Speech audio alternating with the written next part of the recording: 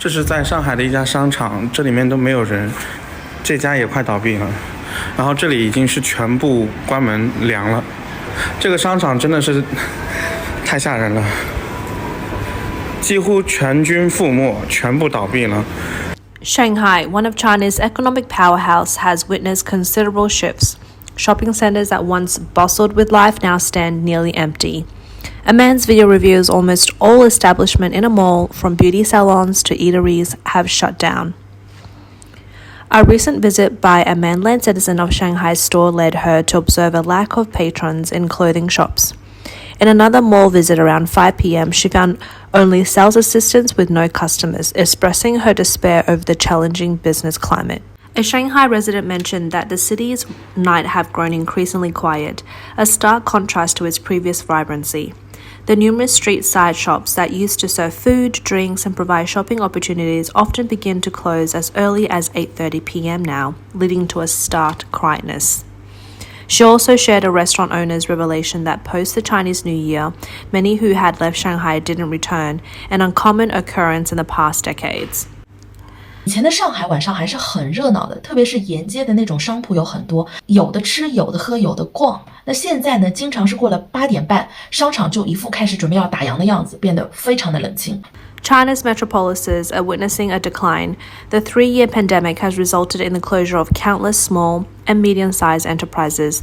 Compounded by foreign capital withdrawal and waves of job cuts, the economic vitality of once prosperous cities like Shanghai, Beijing, Shenzhen, and Guangzhou is dwindling, as they experience population decline for the first time this year. By the end of 2022, Beijing and Shanghai saw their population reduced by 43,000 and 135,400 respectively. This marked the first time in almost 5 years that Shanghai experienced negative growth, also losing the highest number of permanent residents among first-tier cities.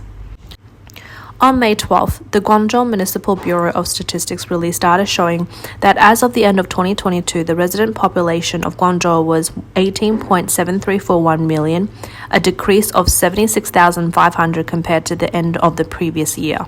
The Shenzhen Statistics Bureau's data showing that by the end of 2022, Shenzhen's resident population stood at 17.6618 million. In contrast, by the end of 2021, Shenzhen had a population of 17.6816 million, meaning a decrease of 19,800 people within a year. Notably, this marks the first instance of population decline since the city's establishment in 1979. Consequently, by the end of 2022, these 4 major cities collectively experienced a nearly 280,000 person decrease in population. Migrant workers have always been drawn to China's first-tier cities, making this collective negative population growth a rather unusual phenomenon. As the Guangzhou Statistics Bureau indicated, against a national backdrop of an 850,000 person population decrease by the end of 2022, Guangzhou was grappling with its most severe pandemic situation since the onset of the health crisis. Combined with the impact of the Chinese Lunar New Year, a significant number of out-of-town laborers choose to leave Guangzhou, returning to their hometowns early. Simultaneously, this drastic population dip is intrinsically linked to the economic conditions. As the manufacturing supply chain began retreating from China, coupled with shrinking foreign demand leading to a considerable drop in export orders, many factories reduced production or closed down. As a result, employment opportunities dwindled, compelling migrant workers who lost their jobs to leave these first-tier cities. A man who had worked in Shenzhen for 10 years revealed that in 2011 he had arrived in Shenzhen to work when he was 23. After being laid off by Tencent, he finally mustered the courage to bid farewell to this building with the highest rate of overtime and left Shenzhen. A surge of people returning home also erupted at Guangzhou railway station, with a massive influx of people entering the station. The man filming the video stated that many factories are now declaring bankruptcy or ceasing production, making job hunting particularly difficult. Moreover, with relatively low wages in Guangzhou, many people are choosing to leave the city. The man further added, "It's truly heart-wrenching. It almost brought me to tears seeing how tough things are for many people." Scores of laborers in Dongguan finding themselves jobless are gearing up to return to their hometown via bus. Jing Shu, chief editor of the Financial Times Chinese website, believed that first-tier cities are perfect embodiments of the Chinese dream, functioning as China's economic powerhouses. However, if the economy begins to slacken, these cities are naturally the first to send out signals of downturn. Moreover, public sentiment attributes part of the population shrinkage in these first-tier cities to an exodus of the numerous Chinese elites, who, after enduring 3 years of zero-COVID strategies, sought immigration or temporary relocation to foreign countries. Undeniably, a declining population is the housing market's most significant bearish factor, potentially signaling that China's top-tier real estate market might enter an irreversible downturn.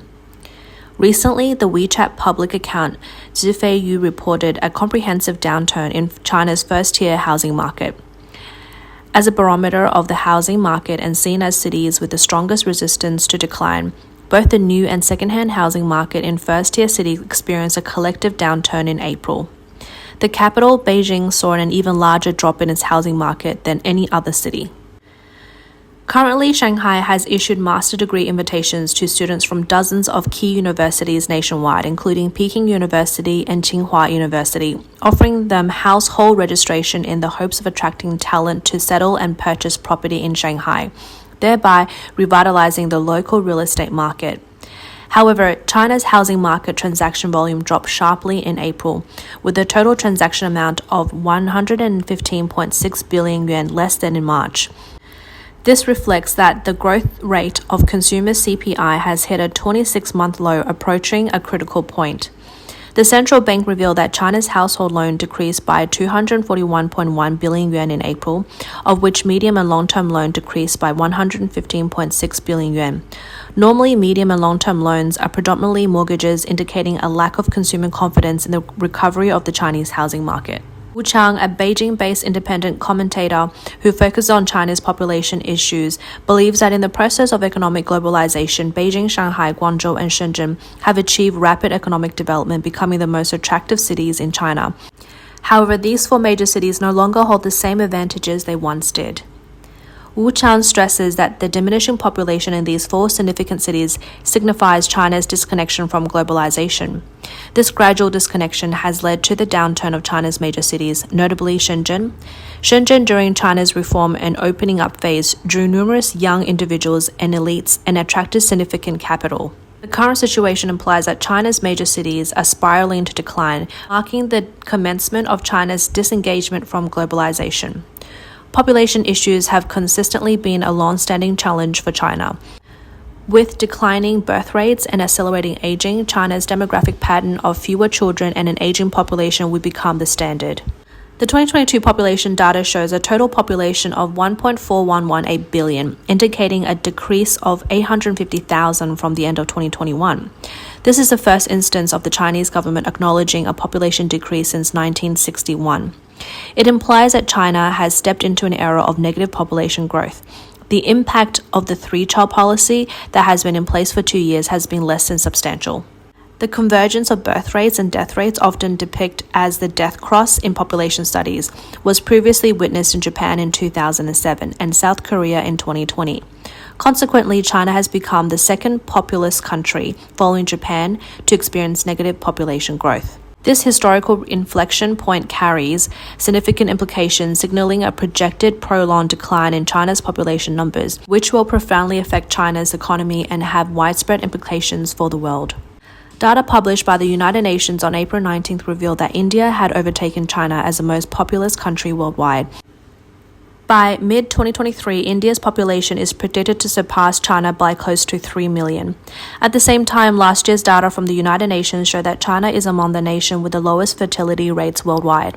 On average, each woman in China gives birth to 1.2 children in their lifetime, substantially below the 2.1 births per woman required to sustain a stable population. David Rennie, the Beijing bureau chief of The Economist, recently paid a visit to Yichun, a city in northeast province of Heilongjiang. He predicts that Yichun's current state of decline signifies a grim future for China.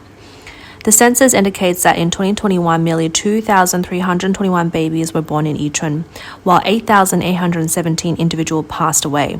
Back in 2000, Yichun's total population was about 30% more than today, with over 17,000 babies born, more than 8 times the current number. An even more alarming issue in Yichun that the population loss is the population's age composition. Among Yichun 879,000 inhabitants, only 7.4% are children under 14 compared to nearly 18% in the same age group across China. Yichun finds itself at the forefront of an impending demographic crisis that's soon to hit the entire nation. The contraction of China's population is set to challenge its growth-centric political framework. On May 5th, China's President Xi Jinping conveyed a new realist response to this challenge during the meeting of the Central Finance and Economic Committee. Officials were directed to concentrate on education, foster a baby-friendly society, and support an elderly in leading active lives. There has been a wave of public ridicule with comments along the lines of previously people wanted children but were forbidden during the one-child policy. Now they are permitted but individuals can no longer afford to raise children. Carl Minzner, a senior researcher specializing in China studies at the Council of Foreign Relations and a professor at Fordham Law School, suggests that China will maintain a declining population trend for the next several decades.